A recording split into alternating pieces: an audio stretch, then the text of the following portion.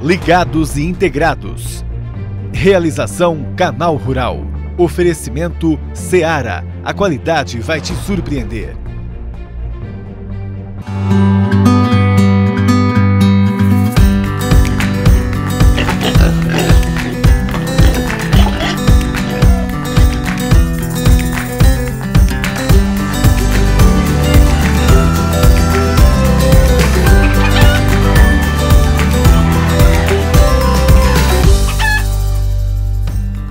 Bom dia! O que até então preocupava principalmente produtores independentes, agora acende o alerta da indústria. José Antônio Ribas vem comentar a escalada do preço do milho. E o que até então era um problema isolado de parte da região Nordeste pode se tornar um problema de saúde pública. Masayo Mizuno vem orientar sobre como evitar a peste suína clássica. E tem muito mais informação para você. Vamos começar? Agora, vem comigo. Milho, soja, farelo de soja e o óleo de soja também, comprados do exterior, não terão mais impostos. O governo brasileiro bateu o martelo em uma reunião na sexta-feira. Para a soja, a isenção vale até 15 de janeiro de 2021. Para o milho, até final de março.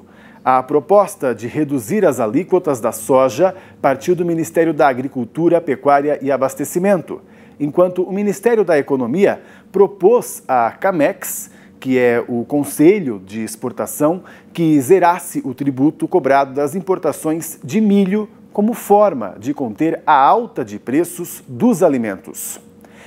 Essa decisão era muito esperada, principalmente pela pecuária brasileira, devido aí aos altos preços, com o custo de produção. Inclusive, vamos conversar sobre isso com o nosso comentarista, José Antônio Ribas. Bom dia, Ribas. Bom dia, Pablo, e bom dia a todos os produtores e produtoras de aves e suínos do nosso Brasil. Pois é, a gente estava aí com essa situação, inclusive, sendo debatida já há uns 2, 3 anos, Porque o milho, a soja, sempre com preços mais altos.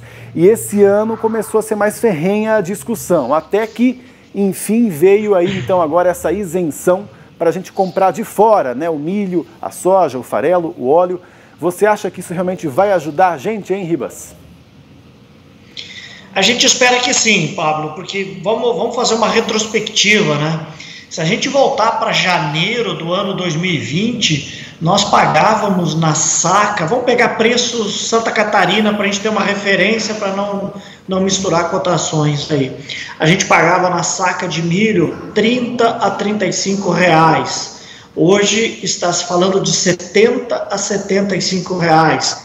No farelo de soja, a tonelada custava 900 reais. Hoje está 2.500. Então são aumentos muito expressivos, na ordem de 80%, 90%, e considerando o quanto o milho e a soja participam da dieta alimentar, da ração dos animais, o quanto isso impacta, e vou dar números da Embrapa da semana passada, já estamos falando num animal vivo entre 25% e 30% mais caro no acumulado do ano, ou seja, é muito impactante para o setor este aspecto aí do custo dessa cotação do milho e da soja. Entretanto, se a gente olhar, isso está muito impactado, ou está de alguma forma exacerbado por conta da moeda, o dólar, que tem sido o grande ofensor de todo esse processo. Como que a gente tenta mitigar um pouquinho disso, Pablo? Esses trabalhos junto ao Ministério da Agricultura, conseguindo agora essa redução, esse zeramento de alíquotas, e eu vejo que nós teremos ainda esse ano a compra de milho americano chegando no Brasil para tentar segurar um pouco essa cotação, e a continuidade, talvez até a ampliação das compras de Argentina e Paraguai. Porque algumas pessoas comentavam até, Ribas, que mesmo com essa taxa zero, não faria tanta diferença, porque a gente já tem isso com países próximos a nós aqui, do Mercosul, E mesmo assim parece que não compra tanto. Então será que essa agora a isenção ajudaria realmente? Mas pelo jeito sim, então, pelo menos a indústria já pensa em comprar até dos Estados Unidos. É isso aí, eu tenho sentimento neste momento, e falo de sentimento porque isso precisa se concretizar efetivamente, de que nós teremos sucesso na compra de milho americano e colocado este milho americano aqui, a gente consegue ir mantendo um pouco deste equilíbrio aí nesse ajuste de mercado por conta de moeda, como eu citei, para que a gente não ofenda de maneira tão expressiva o custo do animal vivo, já que na outra ponta, quando a gente fala do consumidor final, está muito difícil repassar preço. Nós estamos vivendo um momento pós-pandemia, que as rendas das pessoas de alguma maneira ainda não recuperaram totalmente, a economia ainda não está na velocidade que nós estávamos antes, então repassar preço para o consumidor está sendo difícil. O jeito de nós fazer é tentar segurar ao máximo essa pressão que os custos estão fazendo sobre a cadeia de produção. Porque, Ribas, se a gente não tivesse essa decisão aí, você acredita que ficaria uma situação muito complicada para a gente? Eu digo até no ano que vem, né? Porque agora a gente está numa safra aí, né? Que deveríamos já estar na safra da soja, por exemplo, que está demorando para começar e pode, inclusive, até tem produtor comentando, impedir uma safra de milho, né? Então vai ficar ainda pior no ano que vem. Os sinais não são bons, né, Pablo? Vamos pensar assim, mesmo com a importação, nós vamos ter um ano 2021 com o dólar na faixa de 5,40, 5,50, isso continuará pressionando as cotações, as importações, elas vão servir como uma balança para equilibrar um pouquinho, mas não irão reduzir essas cotações. Nós vamos falar de milho a R$70, pegando o preço base Santa Catarina, farelo de soja 2.300, então isso continuará sendo uma pressão. Por outro lado, nós estamos vendo uma estiagem aí que começa a criar uma dificuldade no plantio da soja, que a safrinha de milho pode ter algum tipo de comprometimento. Todo esse cenário ele acaba sendo complicador. Vamos torcer para que as chuvas normalizem, que os plantios aconteçam e que a gente possa não ter uma situação muito drástica dentro do setor. Óbvio que como que nós vamos superar isso? Nós vamos continuar trazendo e forçando essas importações para que a gente segure a cotação e evite de passar a conta de uma maneira integral. Mas fatalmente, Pablo, o consumidor vai sentir um frango e um suíno mais caro na gôndola do supermercado. É isso para o ano que vem, fico imaginando mesmo, né? Ribas, legal sua participação aqui, obrigado pelas informações, bom trabalho aí. Obrigado, Pablo, bom trabalho para todos nós aí. Vamos juntos, firmes, até mais. E agora, vamos atualizar então, né, falando nisso, como fica o tempo? Será que a chuva, como o Ribas comentou, está se normalizando aí pelo país? Aqui em São Paulo, no fim de semana, caiu só uma garoinha de nada. A Kelly Ávila conta pra gente. Bom dia, Kelly. Olá, Pablo, bom dia para você, bom dia a todos. Hoje a gente vai trazer aí uma previsão de temperatura para algumas regiões produtoras de ovos e suínos. Mas a gente começa com as imagens de satélite e a gente pode observar aqui nessas manchas em laranja, principalmente na região sudeste e um pouco na região norte, que a gente vai ter mais previsão de chuva. Mas ainda não é uma chuva muito volumosa. A grande área central ali do país, a gente continua com pouca chuva. Aí a gente vai avançar, olha só, a região sul tem uma boa redução dos volumes de chuva, 15 milímetros no período de 7 dias, pouquíssima chuva. Aí a gente vai ter um pouco mais de chuva em Mato Grosso do Sul e no sul ali de Mato Grosso. Também vamos ter um pouco no leste, ali da costa sudeste e também no sul de Minas Gerais e na região norte. Mas olha só, volumes que não passam de 50 milímetros. Pouca chuva aí para um período de 7 dias. Vamos dar uma olhadinha nas temperaturas, a gente começa com Itaiandu, que é uma grande produtora de ovos. Olha só, a gente vai ter mínima de 11 graus e máxima de 28 graus no dia 23 de outubro. As temperaturas máximas caem um pouco aí nos próximos dias. A gente vai ter o início de novembro, olha aí, a gente vai começar novembro com as temperaturas máximas tendo uma queda. Ela sobe, depois volta a cair. A mínima vai ficar mais equilibrada ali em torno de 10, 15, até 18 graus de mínima. Aí a gente vai agora para Olambra, aqui no interior de São Paulo, que é uma grande produtora aí de suínos. A gente tem mínima de 13 graus aqui e máxima, olha só, de 36 graus no dia 24 de outubro. Então a gente ainda tem temperaturas bem elevadas ainda para este período, mas depois as máximas começam a cair. Lá no início de novembro a gente tem um novo pico de aumento, mas começa a cair novamente.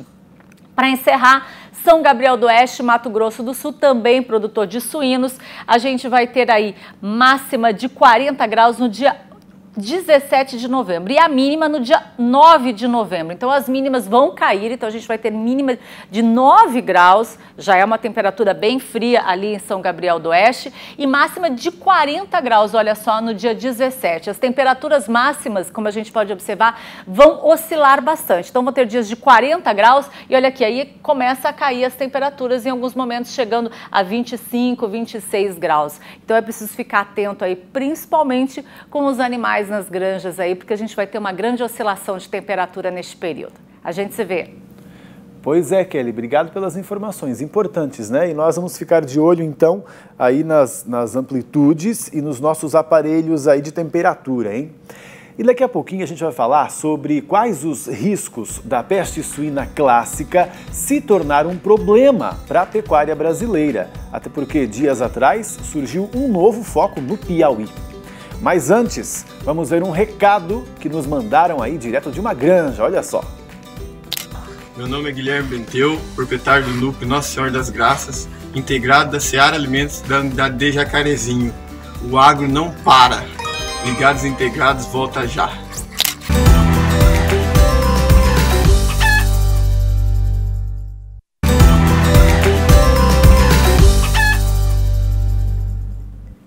Estamos de volta, juntos aqui pela TV, também pela internet. Eu gosto muito de ver quando vocês postam fotos, vídeos aí e marcam a gente na postagem. Tanto fazendo a marcação mesmo na foto, né? Nosso perfil Ligados Integrados, quanto com a legenda na hashtag Ligados Integrados. Olha só quem fez dessa vez e aparece aqui com a gente. A Simone está ali com uma foto bem editada, né? Usando aqueles filtros que as meninas gostam. E também quem está aqui com a gente é Grace e Dalvo. Acho que deve ser um perfil de casal aí, mas é a Grace que está ali na foto com os porcos ali, ó, barriguinha cheia, coração feliz. Isso aí, até nós também, né, Grace? Tudo de bom para vocês aí, um bom trabalho, viu? E agora nós vamos falar de um tema aí que já preocupa um pouquinho, né, o setor, porque há alguns dias nós noticiamos aqui, inclusive, que um foco de peste suína clássica foi descoberto no estado do Piauí. A região Nordeste, menos a Bahia, enfrenta vez ou outra esse problema. E ele não é tão grave porque justamente nesses estados a produção de carne suína é bem pequena. Mesmo assim, o nosso papel aqui é sempre alertar, ajudar com informação, né, discutir. Então, tudo que a gente pode melhorar na pecuária, vamos discutir aqui juntos. Então, vamos saber um pouquinho mais sobre essa doença aí? Oi, Pablo, bom dia para você, bom dia para todo mundo. É preciso conhecer os riscos relacionados à peste suína clássica para que todos os envolvidos na cadeia produtiva evitem a disseminação da doença para as áreas livres. Surtos significam perdas econômicas muito relevantes porque impactam diretamente no comércio dos animais vivos e também da proteína. Vamos saber mais sobre a peste suína clássica. Explicando de uma forma técnica, a peste suína clássica é causada por um vírus RNA, que apresenta baixa taxa de mutação. O vírus está distribuído entre animais que pertencem à família dos suídeos, sejam eles silvestres, acelvajados, de subsistência ou criados para fins industriais. A peste suína clássica está presente no mundo inteiro, exceto nas regiões ou países onde a doença foi erradicada em suínos domésticos, como é o caso da América do Norte, Europa, Austrália, Nova Zelândia, Chile, Argentina, Paraguai e Uruguai. Nos anos 90, grandes surtos ocorreram na Holanda, Alemanha, Bélgica e Itália. O Brasil tem cerca de 95% da produção industrial de suínos em área reconhecida como livre da doença pela Organização Mundial de Saúde Animal. Isso corresponde a grande parte do território nacional, mas algumas regiões do Norte e do Nordeste são consideradas áreas não livres. Desde 2017, têm sido observados novos surtos no Ceará, no Piauí e também em Alagoas. De acordo com a Embrapa, a infecção congênita causa o nascimento de leitões visualmente sadios, mas infectados. E eles se tornam fonte de transmissão da doença entre rebanhos. A movimentação e introdução de suínos infectados em rebanhos livres são as principais formas de disseminação. Veículos que transportam suínos podem carregar fezes ou urina de animais infectados para longas distâncias e transmitir o vírus em casos de falhas na biosseguridade. Em suídeos selvagens, por serem populações de vida livre, sem supervisão humana, geralmente os sinais clínicos passam despercebidos. Os animais doentes se escondem em áreas florestais densamente cobertas por vegetação. Se forem encontrados animais mortos no campo ou na floresta, a possibilidade de um diagnóstico de peste suína clássica é bastante alta.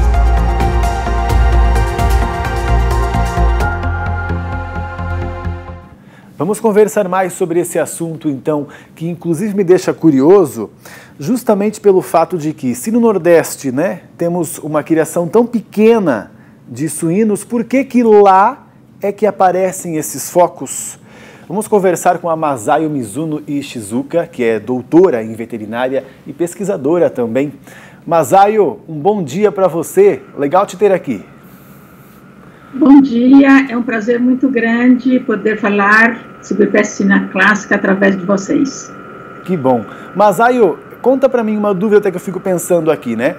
Justamente no Nordeste brasileiro, a gente tem uma produção de suíno muito pequena, né? Acho que inclusive a maioria dela aí para subsistência. Então, por que mesmo assim lá que acaba surgindo um caso ou outro da peste suína clássica? É muito fácil de explicar pelo seguinte fato. Os suínos, na sua maioria lá no Norte e Nordeste, são criados livres, soltos. E eles não têm limites para andar. E nós temos reservatórios silvestres, tudo indica que existem reservatórios silvestres, que são suídeos silvestres, javalis aselvajados, e a transmissão ocorre muito facilmente pelo contato próximo. E quando eles não chegam a retornar para a sua origem, mas são encontrados mortos em diferentes locais. E um caso pode representar um surto. E não é a primeira vez. No ano passado ocorreram vários surtos em 3 estados. Portanto, a criação de suínos, qualquer que seja, aliás, o animal de produção, eles têm que ser criados, confinados em instalações especiais, como ocorre na região sudeste, centro-oeste e sul do país. Medidas de biosseguridade. E, felizmente, no ano que vem, no ano próximo, começará um programa de controle obedecendo às particularidades desta região. Certo. Até eu vou te perguntar sobre isso, porque muita gente também fala, né, Masayo, que que bom que ocorre lá onde não tem quase que produção industrial, né? Mas mesmo assim acaba sendo um risco para todo o Brasil, né? Porque nunca se sabe o transporte que pode vir de um estado para outro, né? Mesmo também a gente tendo todo um sistema de biosseguridade no Sudeste, no Sul, tão forte. Isso é a pura verdade. Nós não podemos relaxar as nossas medidas aqui nas regiões que eu já mencionei, abaixo da linha limítrofe entre a zona livre e a zona erradicada. Porém, nós temos nesta linha de fronteira, que começa no Acre, Rondônia, passa pelo Mato Grosso, Tocantins, um pedacinho da Bahia e uma faixa de Alagoas, que apresentam um sistema de vigilância nas estradas muito intensa para fiscalização de entrada e saída de suídeos para esta região. O que nós sabemos hoje, por legislação, que é proibida a passagem, a movimentação de suínos desta região endêmica contaminada para baixo, para não comprometer o nosso rebanho. E inclusive eu tive a oportunidade de auxiliar num diagnóstico no começo deste ano das condições da fronteira.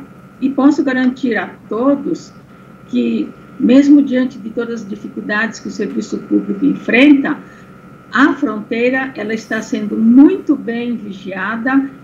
E os caminhões, mesmo vazios, eles não passam sem a certificação de limpeza e desinfecção. Certo, que bom. Então isso é importante para você aí, né? Mesmo que trabalha, né, tem sua criação numa área que é livre, veja só como a biosseguridade é importante, que você mantenha ela, né? Porque esse problema pode vir aí de fora, ele existe no Brasil, né, Masayo? Agora eu queria que você comentasse um pouquinho mais, eu prestei atenção no que você disse aí, não deixei passar não, sobre esse programa que você disse a partir do ano que vem que vai acontecer aí, como é que vai ser?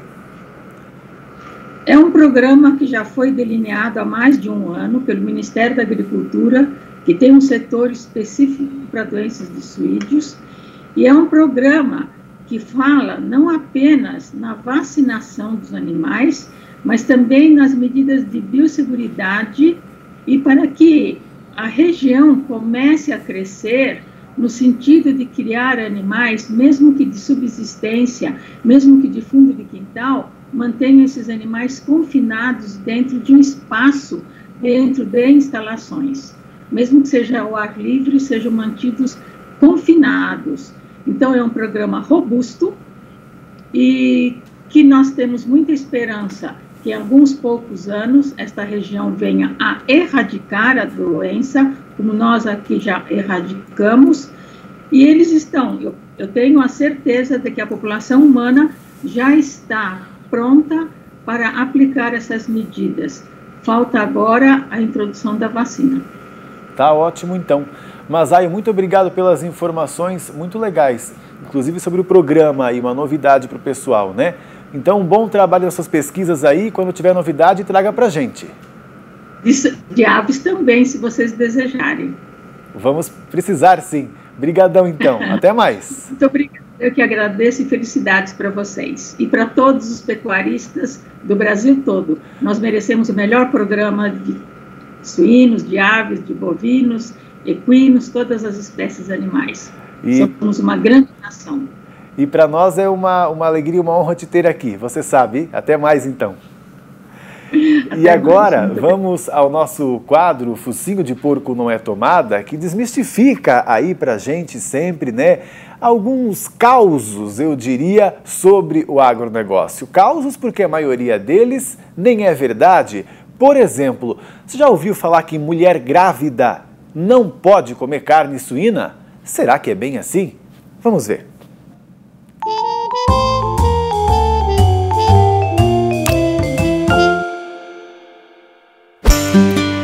Afinal, grávidas podem comer carne de porco? Sim, desde que a carne comprada seja de procedência conhecida e a preparação tenha sido adequada. Para todas as pessoas, aliás, 2 passos precisam ser seguidos por uma questão de segurança alimentar. O corte precisa de certificação do Ministério da Agricultura e Pecuária. E o cozimento precisa ser feito entre 70 e 90 graus Celsius. A carne de porco mal cozida pode transmitir toxoplasmose na gravidez, uma doença que não causa sintomas e que, embora seja perigosa para o feto e possa causar danos oculares e cerebrais ao bebê, é uma condição bem rara. Não é preciso deixar de comer carne de porco, basta cozinhar bem. Portanto, a carne suína não é proibida para as mulheres grávidas, mas não deve ser consumida em excesso.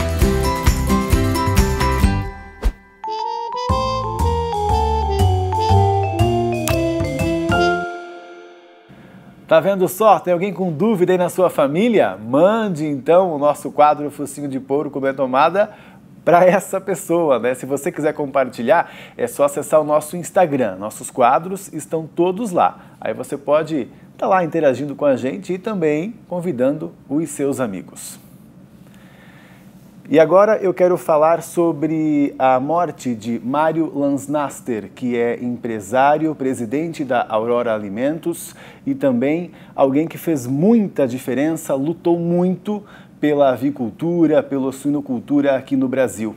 Está aqui ele, né? Um grande representante, então, do nosso setor, do nosso programa. Uma pena que ele não pôde participar aqui com a gente antes de ter sido acometido aí por um câncer no fígado.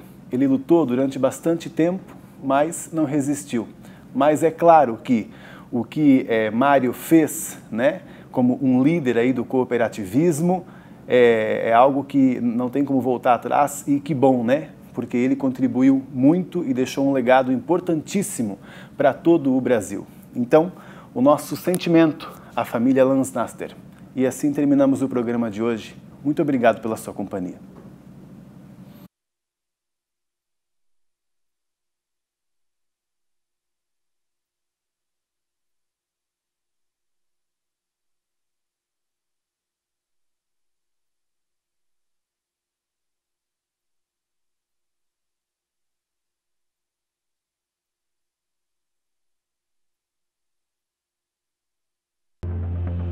Ligados e integrados. Realização Canal Rural. Oferecimento Seara. A qualidade vai te surpreender.